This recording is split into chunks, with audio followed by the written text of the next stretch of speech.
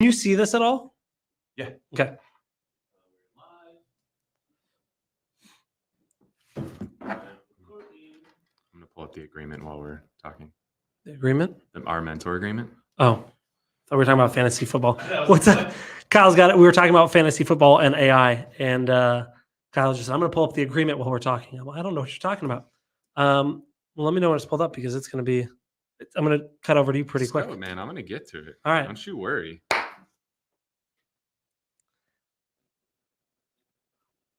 I'm ready to talk to you. Are you ready to talk? Yeah. All right. Bro, okay. I can do 6 things at once. I can barely do this at once, apparently. So, Kyle, one of the things that we talk about and we have built on our team and we have iterated over and over and over and over again is our mentorship program. We understand the importance of not only a good onboarding system, but how do we get someone from our team into production quickly? That's going to set their business up for success and make them want to stay with us. So we're not training people up and then they're bouncing out.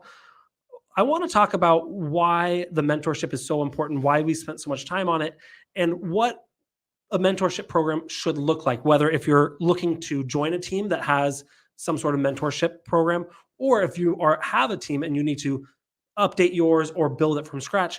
What does it look like? What are the, I'm big into the word pillars apparently today. What are the pillars that we need to look at that are important with this mentorship agreement? Cool. Yeah, I think it's crucial, right? There's a reason that somewhere around 90% of real estate agents are out of the business within the first few years. And it's because they have no idea what the fuck they're doing. They are just kind of lost and they're flailing and have no direction and have nobody holding their hand and telling them where to go. And I think that having that is crucial to an agent's success, at least in the beginning. Just like when we all rode a bike the first time, like the majority of us started out with some training wheels on that bike. And I think having a mentorship program is kind of the training wheels in the real estate industry. Either training wheels or a lot of bumps and bruises. And the same thing happens. Either you get training wheels with a mentorship program or you stumble your way through it. 100%. So welcome to the Whissel Way podcast. My name is Kyle Whissel with eXp Realty in San Diego. My name is Bryan, Director of Marketing. The goal of the show is give you the tools, techniques, and tactics. Go out and crush it in your business. The way that we like to do that is to answer the questions that you have for us. So if you ever have a question you want to have us answer on the show, you can always go to thewhisselway.com, thewhisselway.com. Ask us questions, subscribe to the podcast and YouTube channel, join our private Facebook group and email newsletter to get some tips and tricks. Get on our referral list for all the outbound referrals leaving California. And if you really want to level up your media, audio, video, content creation, we have a course called the Media Mayor Mastermind on there as well, all available at thewhisselway.com. Let's get into it. So what does a bad mentorship program is one that doesn't exist. Yeah. What does one look like? If you don't have one now, what's the first thing you do? Well, I think you have to understand you need one, and not just for new agents. I think some people make a mistake. Like if you're running a team, yes, obviously a new agent needs one. But an experienced agent needs one as well, because while they likely understand the business, right? They understand how to work with a buyer, with a seller. They don't know your way, right? We call it the Whissel way, obviously. Here, they don't know the Whissel way of doing things. So they really need to understand how we do it. Like, what are the systems that we use? What are the processes that we use? All of the, like, who are the people that we have, right? People, process, product. Like, they need to understand all of those things that make Whissel what it is. So our goal, right, if you guys are Marcus Lemonis fans, the goal is to help them really with the people, the process, and the product of being a part of our team. So even an experienced agent still needs to have somebody there to hold their hand, to walk them through all these things for the first few transactions with the training wheels. And then we can take the training wheels off and let them go. And a more experienced agent, we're taking the training wheels off and starting them on a downhill where they can pick up speed really quickly. Where a newer agent, we still got to keep them on flat ground a little bit longer. So our mentorship program is shorter for experienced agents and longer for new agents. And I've said we've iterated this a ton over the years, but to get really tactical right now for our brand new agents, they go through our training, which isn't part of the mentorship program, but then they have a mentor for the first 3 deals where they hold their hand through it. And an experienced agent has it for one deal. And there's qualifications on what it means to be experienced, because everyone will tell you they're experienced. because they've had their license for hundreds of hours. Wow, You know, there's ones who've had their license for 20 years and they've only sold 2 homes. Like, yeah. So that's new not and expensive. experienced agents, that we qualify those differently. And so we have it that way. What does a mentor do? Mentor. Good. Okay. Next one. Mentors. Okay. Got it. You want to dive in any more than Oh, that? I thought we were just rapid firing. Nope, not on this one. What are So the mentor's duties? So for us, before an agent even gets turned over to a mentor, they go through basic training, similar to the military, which is going to teach them all of the basics of how we do things here. Experienced agents, it's 1 week. Veteran or new agents, it's 2 weeks. It might be like less than 10 days, but roughly. We'll just call it 1 week and 2 weeks. So that they can get the basic training on how all these systems and stuff work, because I'm not relying on my mentor to teach them those basics. Basic training is going to teach them the basics. Then from the training, then they get handed off to a mentor. We're assigning a mentor based on a variety of criteria, personalities, who we think is going to fit better. I don't want to have a ultra high C mentored by an ultra high D. Like, they just think differently. It's not going to work. So we find that people with similar disc profiles, or whatever personality assessment you use, trying to keep people paired with similar people tends to yield more effective results. Also, geographically, we try to keep them together as well, because part of our mentorship program is some shadowing opportunities. And being that we cover 2 different counties here in San Diego that are an hour and a half drive apart, it's not going to be effective if I have an agent in Riverside paired with an agent in, Chula Vista, because they're just never going to be able to meet up in person. They're never going to be able to have shadowing opportunities. So when we choose a mentor, which is where this whole thing starts, is we're trying to choose based on personality profile and location in order to pick the mentor that's going to be best suited for that person. Because if you and I think the same, I'm going to be able to teach you a lot more effectively than me trying to teach you when you're complete opposite of me. We also want to look at how many mentors the current mentee has. We don't want to overload one person because they have a personality type and geographic spot, and then we get them shoved with 90 mentees, to where with what our duties are, it may not be possible to do that mentorship. Yeah. What we found too, there's one of the biggest mistakes people make in a growing organization is they take their top agent and try to turn them into a sales manager. That doesn't work so well, but we've had much better luck taking our top agents and turning them into mentors, to where it's not the only thing they do, it's just a piece of what they do. And so now that mentee is kind of riding alongside them, as opposed to, but they're still producing. When you take your top producer out of production to be a sales manager, that's a huge mistake that a lot of people make.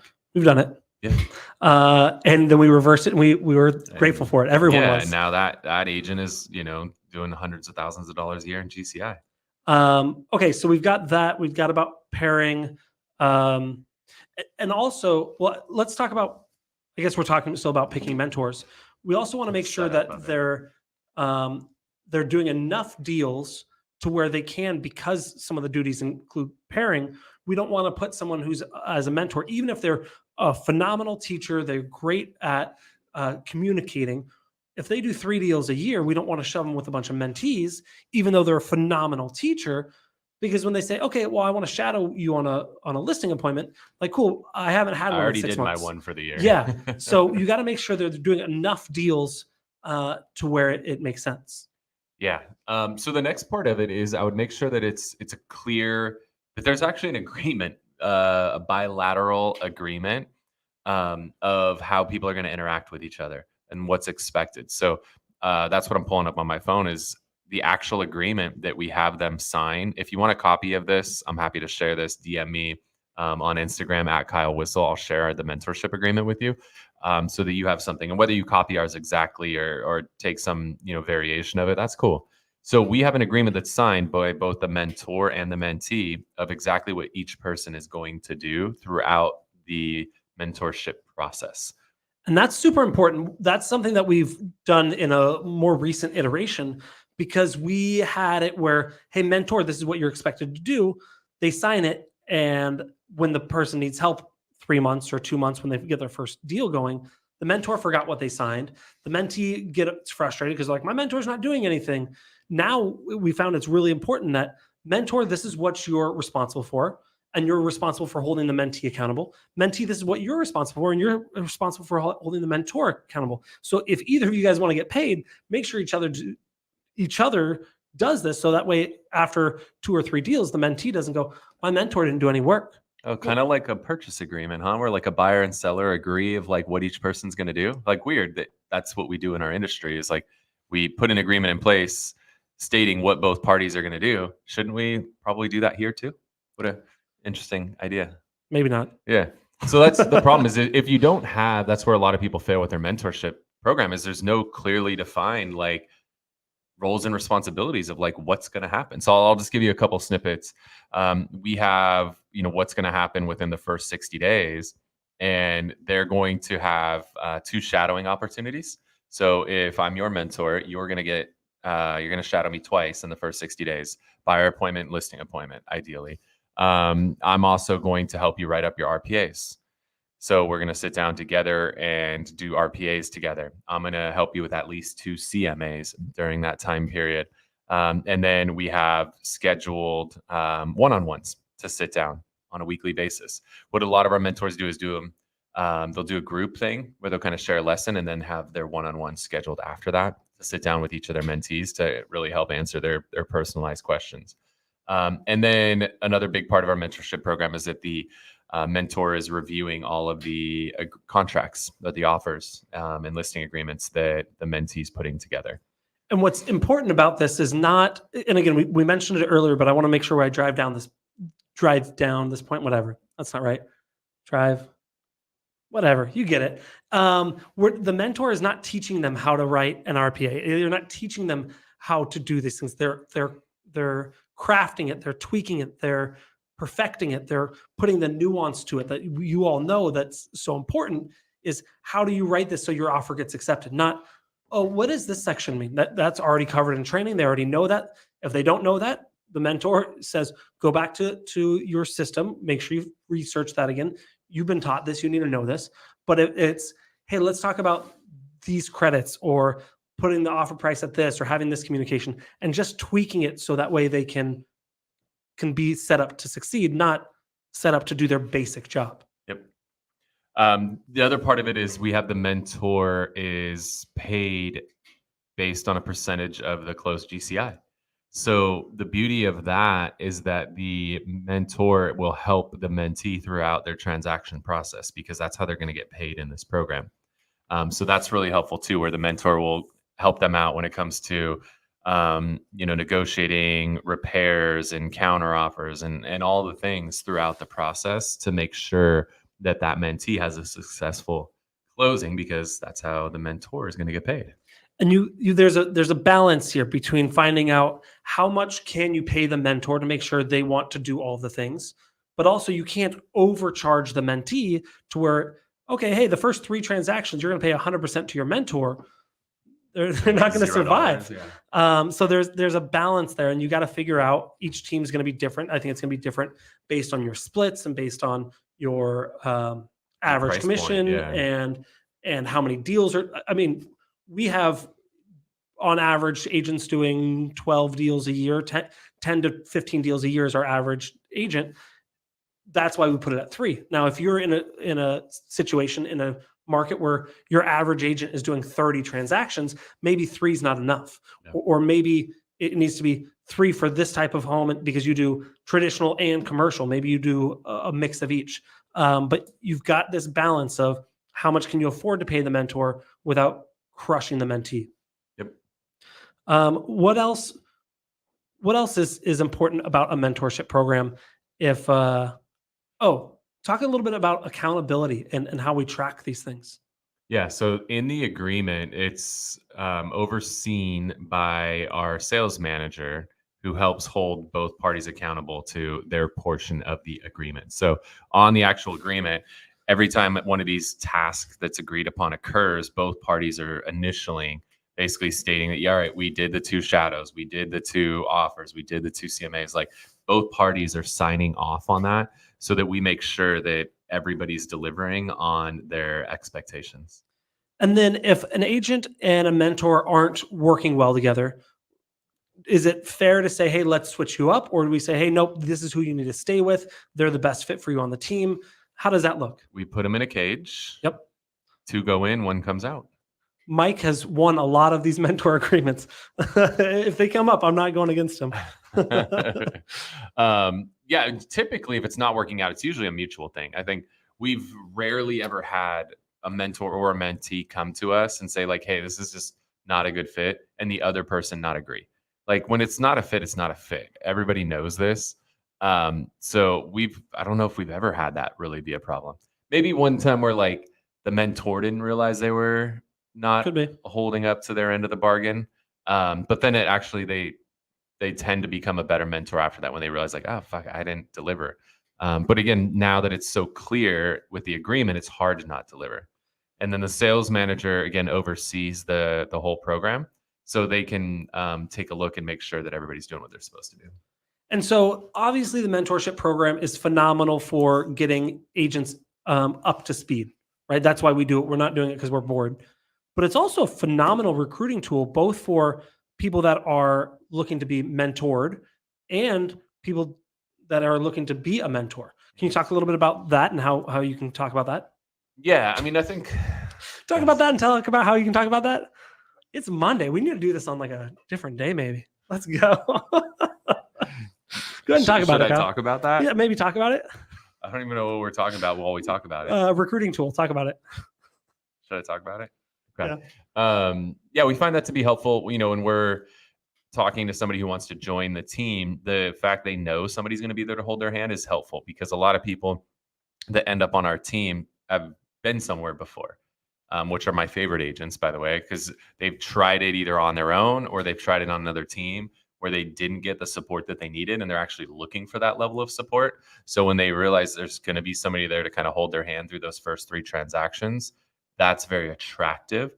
It's also an attractive retention tool on the back end of it, because there are opportunities for mentees to ultimately become mentors as they mature in the business. And that's really helpful too. And sometimes the people who started as a mentee make really good mentors because they've been through the program and they know like, hey, my mentor was really good because they did this, this, and this, but I wish they would have done that. And now when they become the mentor, they do that and make sure to make it actually a better program all the way around. So we broke out ours pretty extensively. And if they want the mentor agreement, you said just hit you up on Instagram. DM me on Instagram at Kyle Whissel, and just let me know you want the mentor agreement, and I will send you a copy of it. Are there any other, and we talked about some of the mistakes we've made in the past, are there any other kind of ones that pop out in your brain of you definitely avoid doing this, don't do this?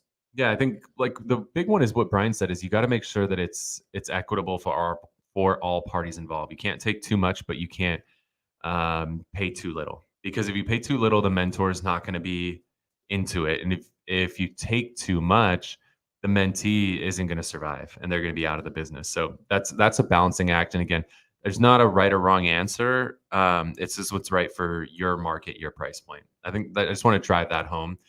Initially, we just had the share taken from the mentee and paid to the mentor. Now we split that 50-50. So the company covers half of the mentor cost and the mentee covers half of it. We found that helped to get the mentor what they need to make it worth it, where they'll put the effort in. But also now we're taking half as much from the mentee, so they're still making enough to survive through those first 3 transactions. So I think that's an important point I want to put in there. And then I think the other thing is that we have in place now that we didn't before, we already touched on, is having the oversight, having both sides be accountable to it, and having the oversight of the sales manager. This isn't something you can just tell your top agent, hey, teach them how to do this. Teach them how to do the business and let them go. It has to be structured. Or you can try it and not structure it. And after several iterations, come to us and say, can I get that agreement? Because it's different now. Yep. So we've done it. We've messed up with it. Cool. Awesome. Well, I hope you guys got some value out of this. Before we wrap the show today, we're going to dive into something we refer to as the Whissel widget of the week, something we utilize in our business. It saves us time, makes us more money, or just helps us have a little bit more fun.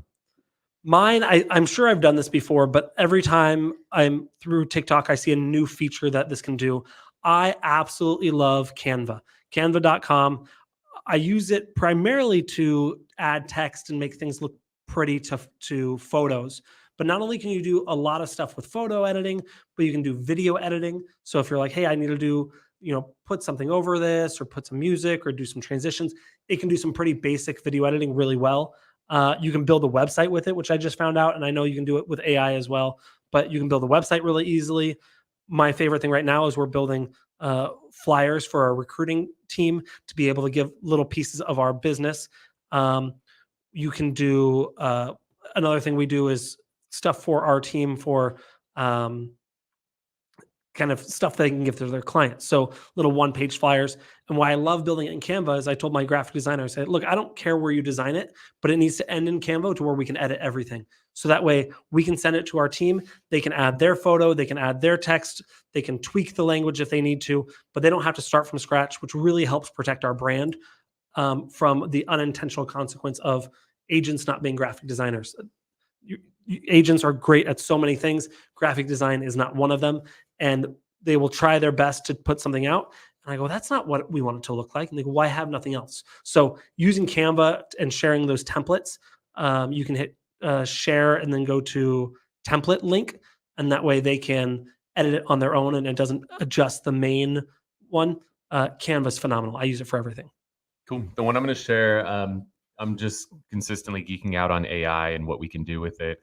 One of the things I've always found myself doing a lot of times is I have an idea of like an image that I want, and then I type it in and I go into Google Images and I scroll for freaking days and days and try to find an image, and then I find one, but then it's like shit resolution. And I got to keep looking, and then you go into adjustment, you can decide on the image size. It's such a freaking headache. So this one is actually from OpenAI, who is the people behind ChatGPT. They have something called DALL-E, DALLE. And DALL-E is something where you can go in and just type in that you want an image of something in particular. So for example, I want an armchair in the shape of an avocado, and it will literally make you an image of an armchair shaped like an avocado. So like whatever you want in your head, you literally just type in a description. Like that's a very basic description. Here's a little more, like an oil painting by Matisse of a humanoid robot playing chess. Like now you're getting to like high level, and it just nails this stuff. So if you're looking to create images that are what you have in your head, you don't want to have to go look for it. You do have to pay for this one, but it's super cheap. DALL-E is amazing at creating images. And, in listing presentations or just presentations in general, it's really important that you use imagery in presentations. And so I'm really excited for this to enhance my presentations, because now I don't have to go look for the images. It's just going to make all the images for me, exactly what's in my head that will provide the impact and elicit the emotion that I'm looking for. So I'm super pumped for it. And we're filming this late August. It's going to change, I'm sure, by the time it comes out. But from my experience, AI does great with a lot of things, not so good with hands. So if you're trying to do human hands, they usually end up with claws or 13 fingers, or they look pretty goofy. So try and avoid hands. But other than that, it's funny. I was looking at this today. I've been wanting to try Midjourney for a long time, but it's kind of complicated to get started, and I just haven't spent the half an hour to figure it out. And DALL-E 2, you can literally start. You just have to buy 2 seconds. Yeah, you have to buy some credits, and then you can get going. So cool. Awesome. Cool, guys. Well, thank you so much for tuning into the show today. Again, if you want a copy of the Mentor Agreement, shoot me a DM at Kyle Whissel. I'll hook you up. I'm Kyle Whissel. I'm Bryan Kochi. We'll see you next week. See you guys.